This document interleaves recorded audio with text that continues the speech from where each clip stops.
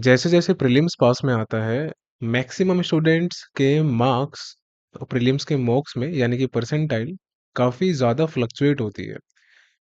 अगर आपकी परसेंटाइल एक टाइम पे 80-90 आती थी या 90 प्लस आती थी, तो सडनली वो डिक्रीज़ होके 60-70 ऐसे आनी शुरू हो जाती है और कभी-कभार तो इससे भी कम 50 तक आनी शुरू हो जाती है। अब इसका मतलब क्या है कि आपका क्या पोटेंशियल नहीं है एग्ज़ाम क्वालीफाई करने का? या ऐसा हो क्यों रहा है? क्वेश्चन आपके दिमाग में ये आता होगा, काफ़ी डिमोटिवेशन भी लगता होगा।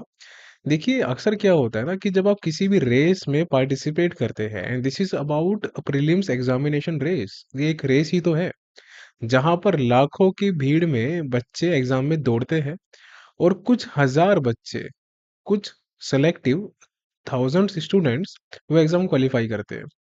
अब जब रेस होती है, तो यहाँ पर 2 तरह के स्टूडेंट होते हैं। एक वो स्टूडेंट होता है जिसका फोकस पूरा का पूरा रहता है टाइम पे कि टाइम कितना चल रहा है, कितना टाइम हुआ है। और दूसरा जो एग्जाम एक्चुअल में क्वालिफाई करता है, ये वो स्टूडेंट होते हैं जिनका फोकस रहता है उस एक टारगेट पे कि अभी मेरे सामने कौन सा टारगेट ओपन हुआ है and I have to achieve that target. तो आपको सेकंड वाले में आना है। अभी 2-3 मैं आपको हैक बताऊंगा या फिर यू कैन से कि कुछ टेक्निक्स है जिससे आपके मार्क्स में इतना ड्रॉप नहीं आएगा और वो अच्छे ही आएंगे, इवन इंक्रीज होते जाएंगे। प्लस कुछ एडवाइस आपके लिए।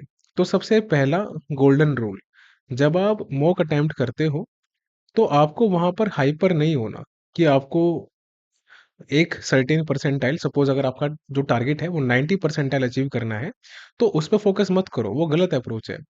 फ़ोकस इस बात पे करो कि जो मिस्टेक्स आपने मॉक में की है प्रीवियस, जो भी आपने मॉक्स लगाए हैं, पहली बात तो वो मिस्टेक ना हो। दूसरी चीज़, आपकी जो स्पीड है, वो मेंटेन रहे, इस पे फ़ोकस करो। और तीसरी चीज़ कि कब कौन-सा क्वेश्चन स्किप करना है, ये आपको मालूम होना चाहिए। ये तीनों चीज़ आपकी रियल एग्ज़ाम में भी काम आएगी, हमेशा।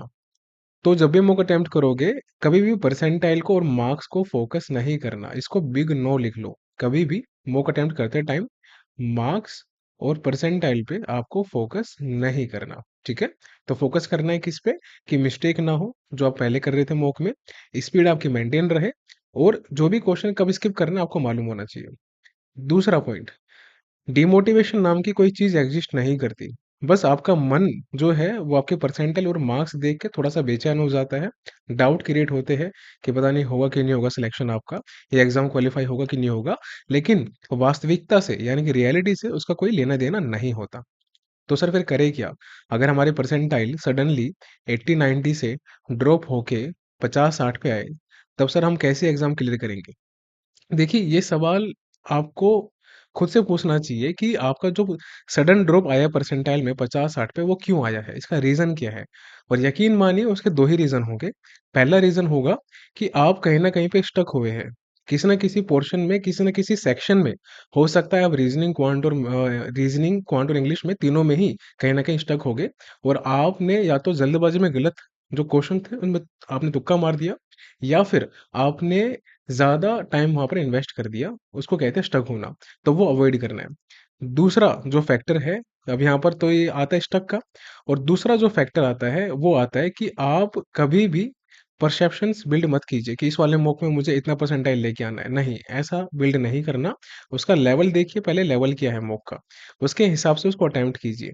अगर लेवल ईज़ी है, तो आपके 60-70 मार्क्स में 100 में से आराम से 90 परसेंटाइल आ जाएगा। लेवल टफ है उसका, तो आपके 50 नंबर पे भी आराम से 90 परसेंटाइल आ जाएगा। तो डिपेंड करता है लेवल क्या है, ठीक है? उसमें डिमोटिवेट नहीं होना, सीखो। It is a learning opportunity for you. अब तीसरी चीज़ की बात करते हैं। कभी भी आप कंपैरिज़न मत कीजिए अपने प्रीवियस मॉक से, खुद की परफॉर्मेंस का और दूसरों से। तो प्रीवियस जो आपके मॉक अटेम्प्ट किए हैं, हो सकता है आपकी वहाँ पर 90 प्लस परसेंटाइल आई हो और जो अदर्स यानी कि जो दूसरे बच्चे हैं, अगर उनके उस एक मॉक में आपसे अच्छे परसेंटाइल है, कोई इश्यू नहीं है, कंपैरिज़न नहीं करना। बजाय उसके आपको जाके ऑब्ज़र्व करना है कि आप उसमें और ज़्यादा बेहतर कैसे कर सकते थे। या तो टाइम आप कम लेते, कुछ-कुछ जो पोर्शंस होते हैं स्पेसिफिक उनमें, या फिर आप वहाँ पर अपनी स्पीड को और जनरेट कर सकते थे। इन दोनों के अलावा कोई तीसरा फैक्टर होता ही नहीं है, बिलीव मी। अगर आप प्रीलिम्स में टॉप करना चाहते हो, तो अपने टाइम डिस्ट्रीब्यूशन पे ध्यान रखो और अपनी स्पीड को मेंटेन रखो, फटाफट ऐसे नंबर आएँगे आपके टॉपर्स में। अब एक गोल्डन रूल हमेशा याद रखना, जब-जब एग्ज़ाम पास में आएगा, स्पेशली हम बात करें प्रीलिम्स की, क्योंकि मेंस में तो ऐसा नहीं होता। तो तब आपके मार्क्स में फ्लक्चुएशन में ड्रॉप आएगा ही आएगा। मैक्सिमम बच्चों के साथ ये होगा। बट इसका मतलब ये नहीं है कि आप एग्जाम क्वालिफाई नहीं कर पाओगे। एग्जाम आप 100% क्वालिफाई कर सकते हो, क्योंकि आपको पूरा फोकस करना है अपने टाइम डिस्ट्रीब्यूशन पे और अपनी स्पीड पे। जो फ्लक्चुएशन आ रही है वो फ्लक्चुएशन आपको बोलना चाह रही है चीख चीख के कि भैया आप जो अपना टाइम फालतू में इन्वेस्ट कर रहे हो ना गलत क्वेश्चन पे, वो नहीं करना। जो आप स्टक हो रहे हो वो नहीं करना। जो आपकी स्पीड स्लो है उसको इंक्रीज करो। इन तीनों पे काम करो, जाके अपने मॉक को ऑब्जर्व करो।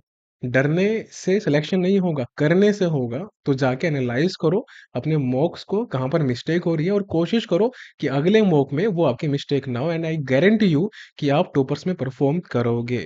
उम्मीद करता हूँ ये आपको काफी हेल्प करने वाली है।